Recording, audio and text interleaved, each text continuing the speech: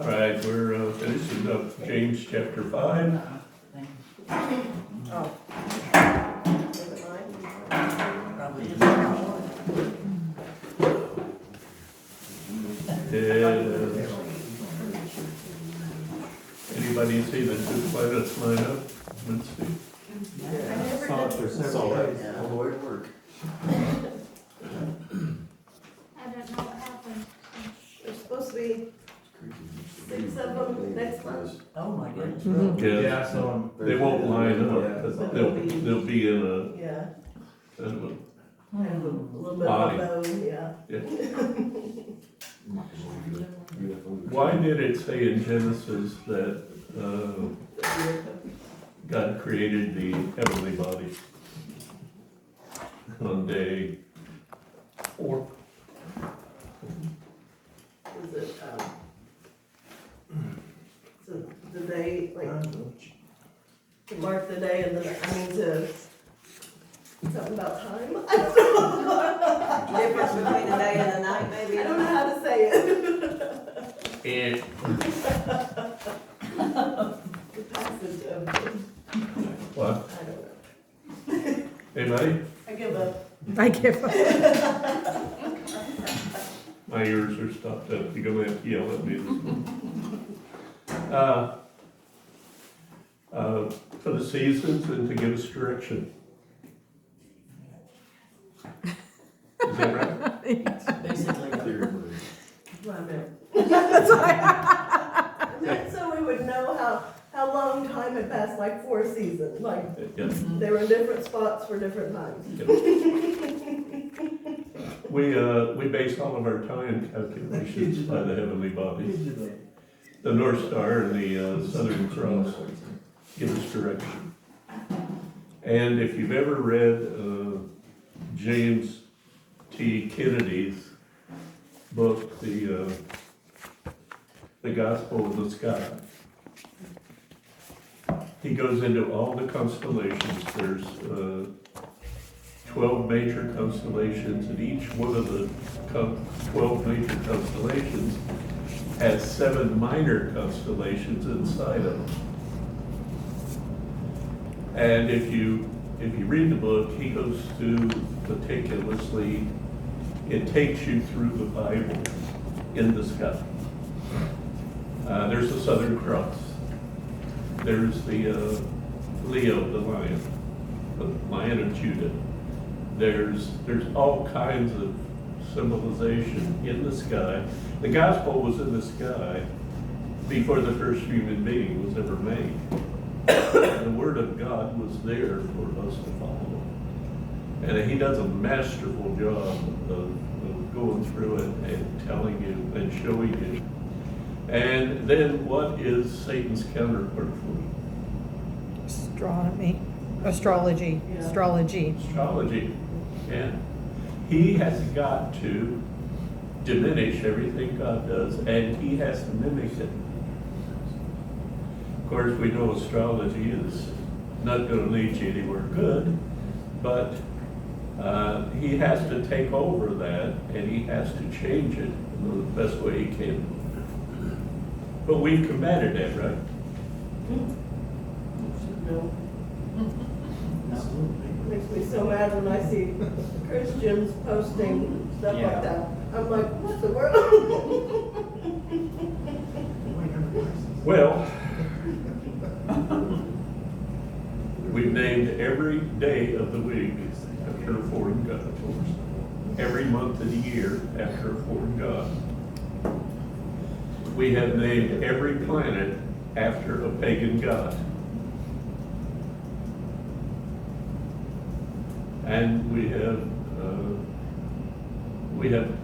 done that without any pushback at all. He wants us to be ignorant, and he wants to make a fool of Christianity. And it's as important that we don't allow him to make a fool out of Christianity. And I could go on, but you've heard it before. Some of my favorite topics. So, God brought on the first coming of Jesus Christ by speaking to us from the sky, right? The star was born. And it happened 2 years before the wise men got to Jerusalem. So Jesus may have been 2 years old at that point. Or the star may have been there to get the wise men to Jerusalem on time, because they couldn't jump on a plane and fly over there in 15 minutes. It was about a 2-year journey. The star appeared, they got here in 2 years. Remember what Herod did, what he asked the wise men? When did you see the star? When did the star appear? How could he not know that the star was up there? How could he not realize that something was different?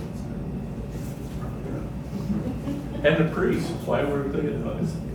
They weren't looking. Anyway, he was a pagan king. He was a Jewish pagan king. He wasn't religious in any way. Any religion he put up with was politics. He just did it to get along with the politics of the time. Well, we have another bright spot in the sky. It's 2 planets lining up. Of course, back in Jesus' day, they didn't know about planets. There could have been 2 planets lined up then. All we know that there was a bright spot in the sky, and it led the wise men to the Christ child. And he assumed that the birth was 2 years before, because remember the decree he made after he realized that the wise men had left by another way and didn't come back to. He said, Always 2 years under. he said, kill every man-child 2 years old or younger.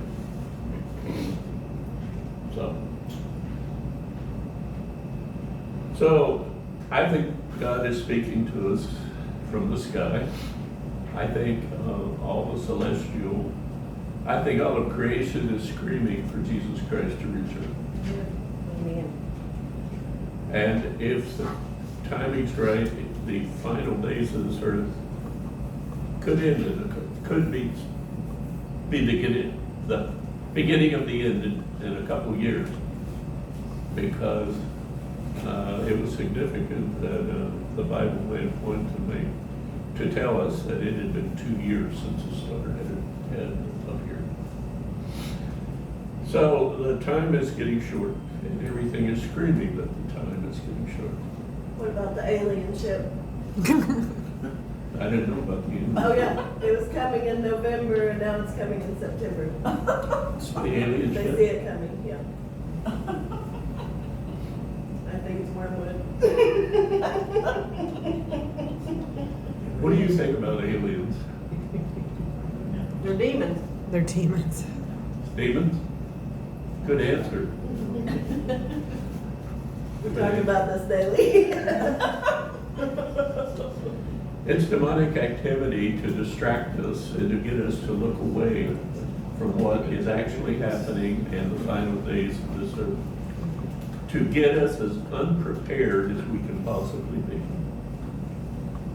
I don't want to get into a big thing on it because it's not found in the Bible, but this rapture thing,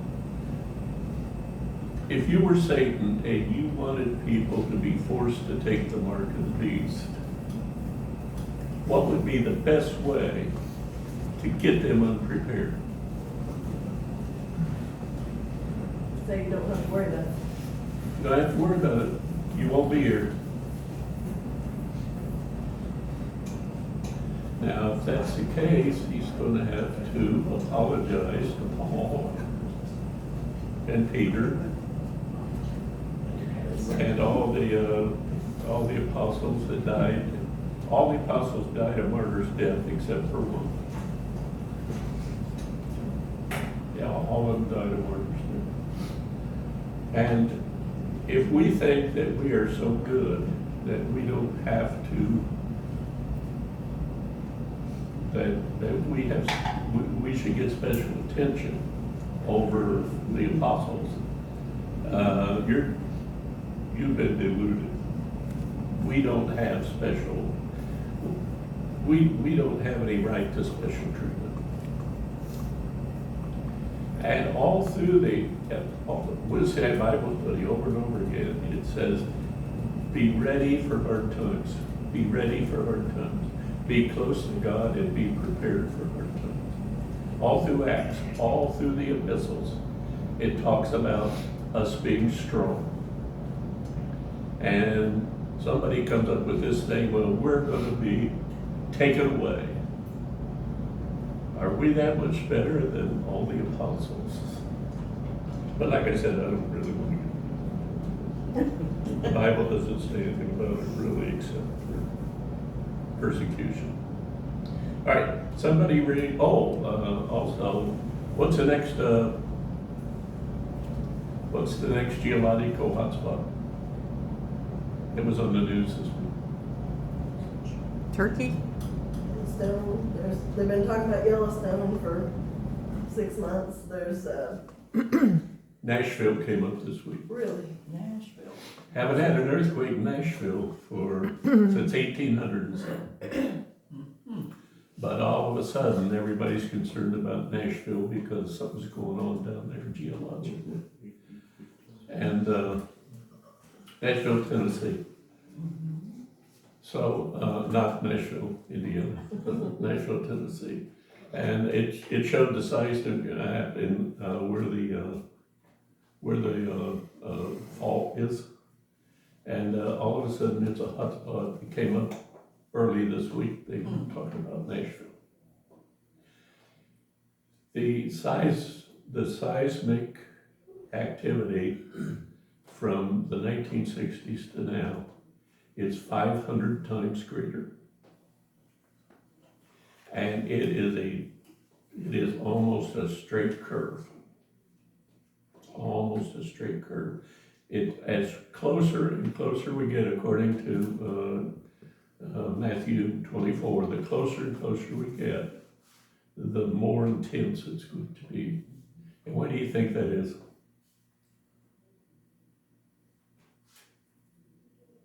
Why is it going to be intense? Why is it getting more intense? Yeah, Why? To shake us up, to let us know that the things are happening. We're not paying attention. We're forcing him to do it. We're not in any way preparing for any of this. We're kind of sloughing it off.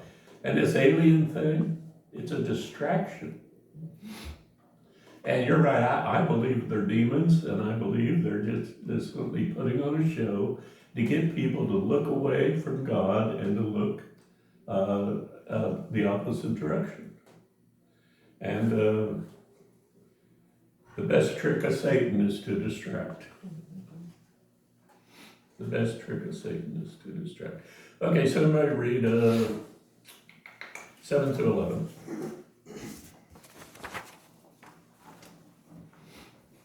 Be patient then, brothers and sisters, until the Lord's coming. See how the farmer waits for the land to yield its crop, patiently waiting for the autumn and spring rains. You too be patient and stand firm, because the Lord's coming is near. Stay through 11. Yeah, 11 to 11. Don't grumble against one another, brothers and sisters, or you will be judged. The judge is standing at the door. Brothers and sisters, as an example of patience in the face of suffering, take the prophets who spoke in the name of the Lord. As you know, we count as blessed those who have persevered. You have heard of Job's perseverance and have seen what the Lord finally brought about. The Lord is full of compassion and mercy. Okay, all right. 3 things. If you are going to combat trials and temptations, what are the 3 steps that he gives here for us to do?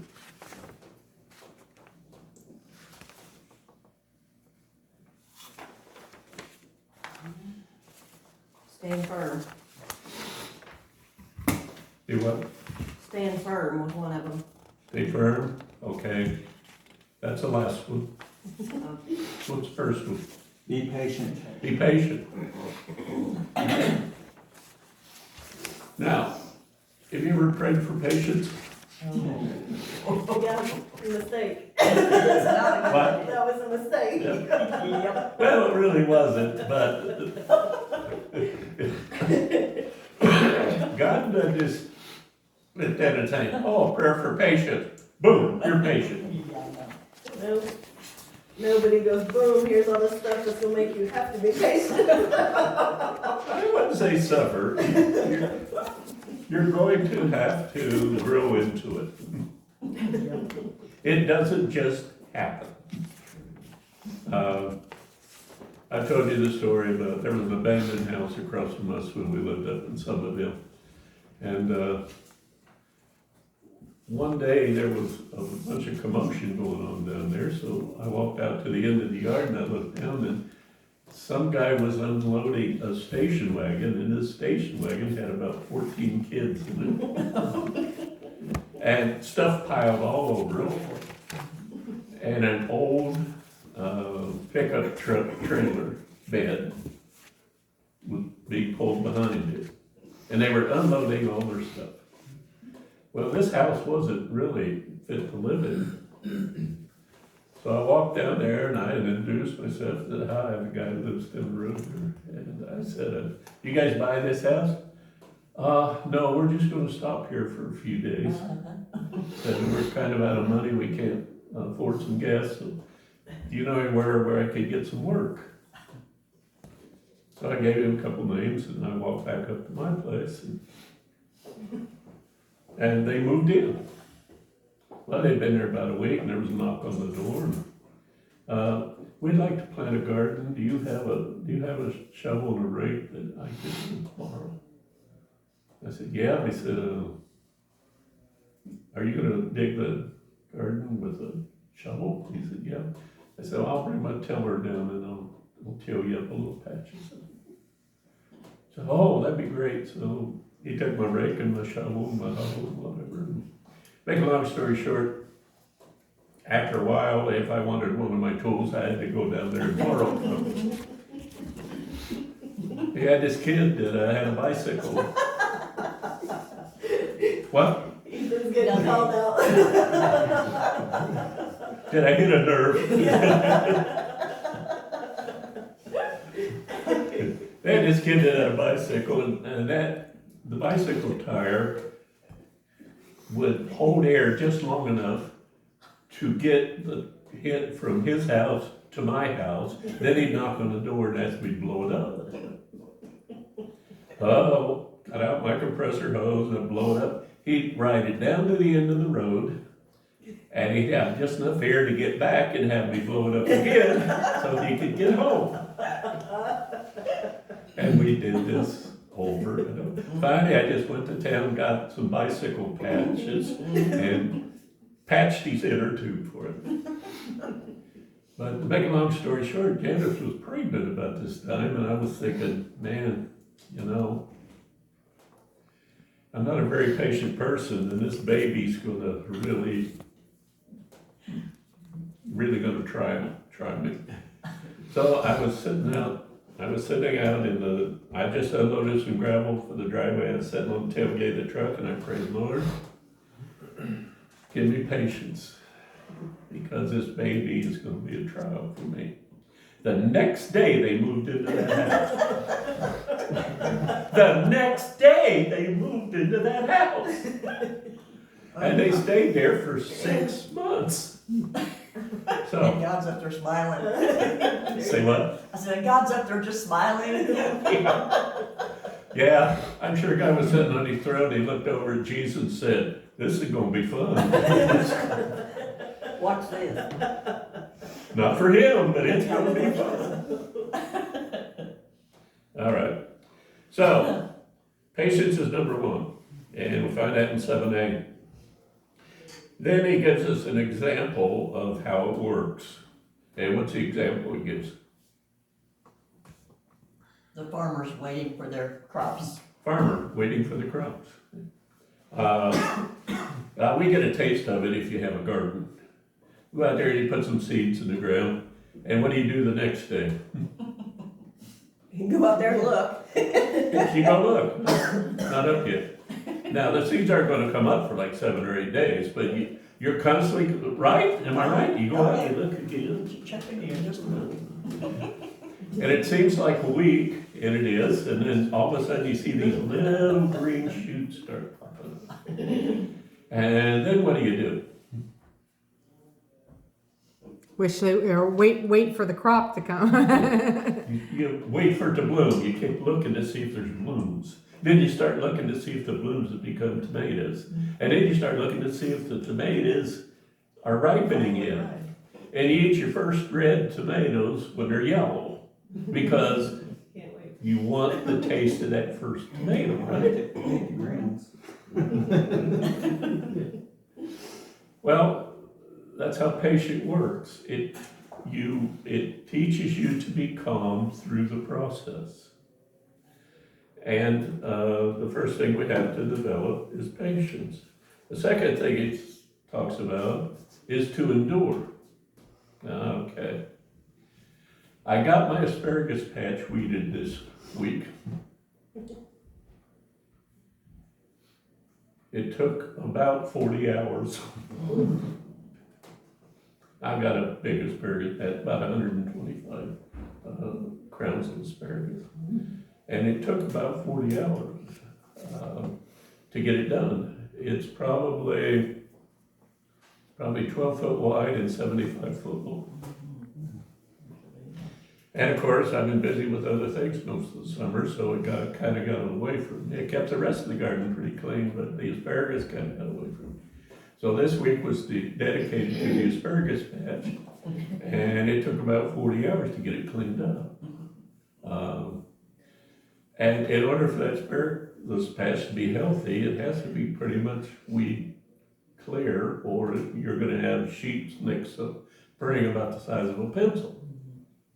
Or you can have the size of a thumb, depending on how well you maintain that patch and how much competition there is for the nutrients, for the fertilizer. Okay, but you have to endure the whole summer and into the winter and into the next spring in order to get that first asparagus spear.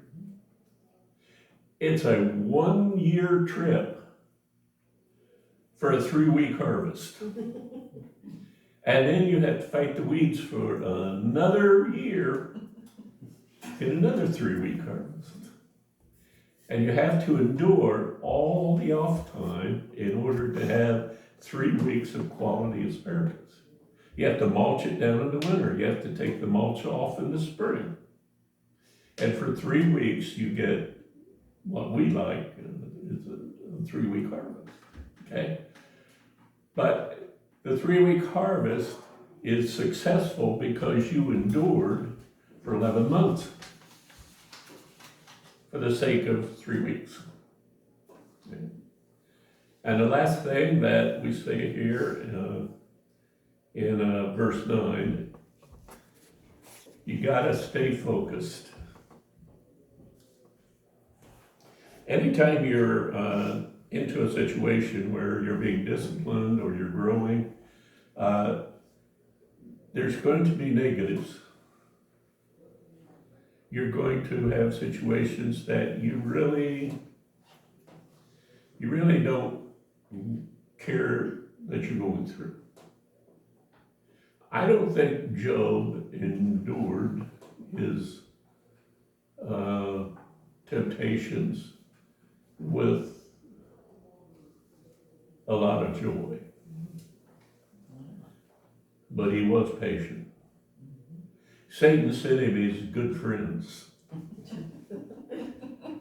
And his wife even got negative in the middle of all of it. But she had lost everything, so let's give her a break. And the bottom line was, patience, Job still patiently defended God through the entire book. And what was the end result? He got twice as much. He received twice what he had before. He received twice what he had lost. He had twice as many children, twice as many camels, twice as many donkeys, twice as many sheep, twice as many goats. Everything was returned to him twice as much.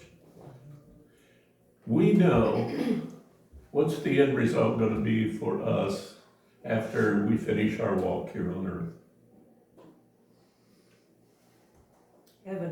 Heaven.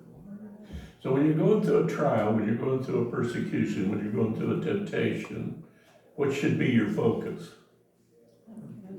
Heaven. Beautiful. Heaven. If you're talking about tornadoes tomorrow, and you get on the Weather Channel, so you can see when the storms are going to show up, what should you be looking for? The sunshine to follow. You should not be focused on the tornadoes. You ought to be aware of them. You ought to go to the basement if the house starts to shake. You ought to watch. But that shouldn't be your focus. God has promised us that He will protect us. He's our Jehovah Jireh, our provider. And we should be concentrating on Him and not the tornado. Because the tornado is under the hand of God. There's so many great stories about how the tornado came and took the whole house away, and they were hiding under the stairway because that was the safest place in the house. And the tornado passed, and they opened the door that was the closet underneath the stairway, and everything was gone but the stairway. The house was gone, the roof was gone, the barn was gone, the chicken house was gone. But the stairway was sitting there in the middle of what was left of the house, and everybody was safe. There's a picture in the book that showed it. They were talking about God's provision, God's protection. If we trust in God, we don't have to worry about the tornado. Now that doesn't mean good people don't go in tornadoes, but if it is your time to leave and God chooses to take me with a tornado, then so be it. But by and large, my whole entire life, I should have been killed I don't know how many times. I was in a war, and the rest of the time I was pretty stupid. Did some really dumb stuff. I've been in 2 head-on collisions and not a scratch. Because I had to teach Sunday school here today. And God had to get me from 1973 to here so I could. Amen. Pretty much kicking and screaming, but He had to do it. Now, when it comes to my appointed time to receive my reward, you can pray all you want to, I'm leaving. But up until then, I need all the help you can give me. So, patience, endure, and be focused. Focused on God, no matter what it is. And that's what all this alien stuff's about. It's to take our focus off of our mission and distract us into something else. All right. After He gave us the, patient as a farmer.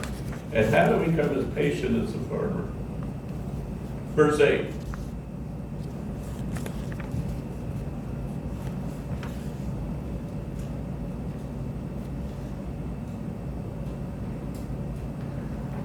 Verse 8 says, Because the Lord is coming near.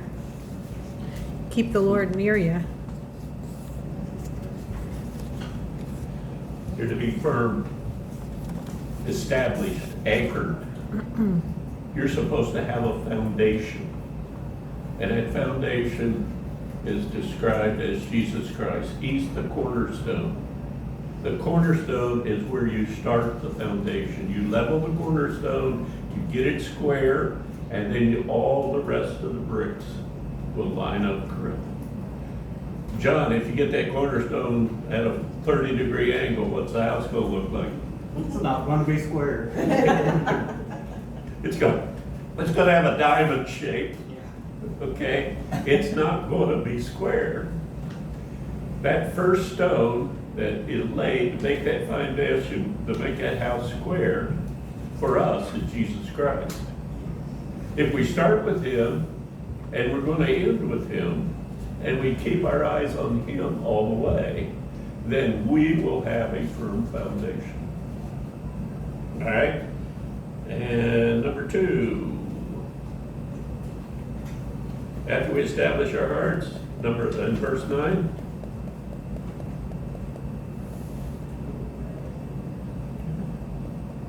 Don't Don't grumble. grumble. don't grumble. Grumbling. Dang it. Don't grumble. That's the hardest one. When do most other Christians want to talk to you? When something's wrong. And they want to grumble. And they'll tell you the same thing 400 times, and you'll give them the same answer 400 times. And the next time you see them come, well, not all Christians, but most of the time, people have time for you when things are falling apart. And it works the same way with God. When do you pray the most? When you're in trouble. Huh? When you're in trouble. Yep. When you're in trouble. When things are falling apart. And I'm over time, so we gotta go. I talked too much in the beginning.